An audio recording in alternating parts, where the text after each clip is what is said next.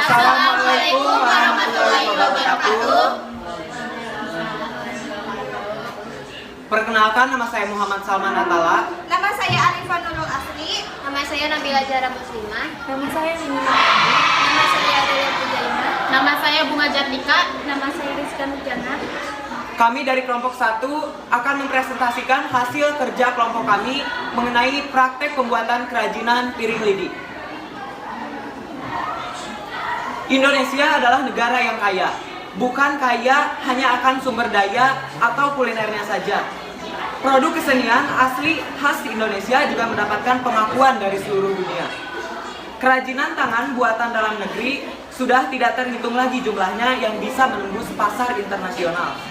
Sebagai warga Indonesia, kita harus bangga dengan popularitas kerajinan tangan yang kadang dibuat dengan cara yang tradisional. Kerajinan sendiri diartikan sebagai suatu hal yang memiliki nilai kreativitas alternatif dan merupakan barang yang dihasilkan melalui keterampilan tangan. Umumnya, fungsi kerajinan dikategorikan dalam dua jenis, yakni kerajinan sebagai hiasan dan kerajinan sebagai benda pakai untuk memenuhi kebutuhan manusia.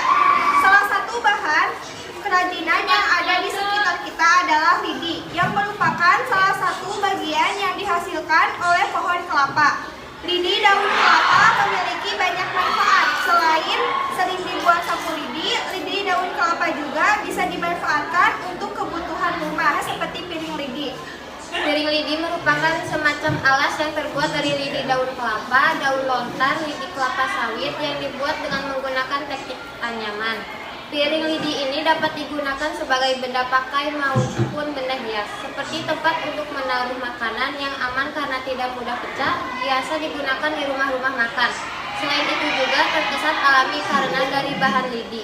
Bisa juga dipergunakan untuk hiasan ataupun pajangan. Selain itu pun bisa dipergunakan dalam prosesi upacara-upacara adat di daerah-daerah yang masih kental dengan adat istiadatnya.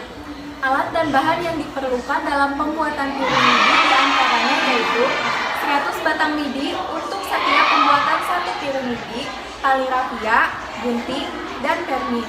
Kemudian langkah pembuatan piring lidi yaitu buatlah belengkar atau dasar dari piring lidi dengan cara melinting dua buah lidi, kemudian dibentuk lingkaran dengan diameter 15 cm dan diikat menggunakan tali rafia. Siapkan 6 kelompok lidi dengan setiap kelompok berjumlah 16 batang lidi. Masukkan 3 kelompok lidi ke dalam belengkar dari bagian atas ke bagian bawah hingga kemudian tengahnya menyerupai bentuk segitiga. Selanjutnya, anyam belengkar piring lidi dengan cara memisahkan 4 helai lidi dari tiap kelompok lidi. Pisah bagian lawan anggota lidi dengan anggota lidi yang sama. Anyam dari atas ke bawah, lakukan secara berulang.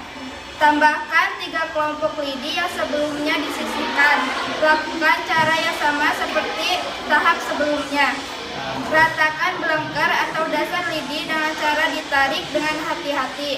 Selanjutnya, mulai anyam bagian atas piring lidi. Gunting lidi yang keluar melebihi belengkar agar terlihat rapi. Kunci anyaman tersebut di bagian bawah agar tidak terlepas. Tekan-tekan piring lidi agar bentuknya menyerupai persis seperti piring pada umumnya. Kunci kembali bagian bawah piring lidi yang masih menjuntai. Gunting sisi lidi yang sudah tidak diperlukan. Terakhir, oleskan cairan vernis pada piring lidi. Kemudian diamkan atau jemur beberapa saat. Kegunaan cairan vernis adalah supaya piring lidi awet atau tahan lama. Kesimpulannya, kami dapat menarik kesimpulan dari hasil praktek ini. Ternyata karya kerajinan sesederhana piring lidi saja memiliki kegunaan yang sangat banyak, dapat seperti digunakan sebagai alat rumah tangga sehari-hari atau di rumah makan. Kemudian piring lidi juga memiliki nilai estetika tersendiri sehingga dapat diterima di masyarakat banyak.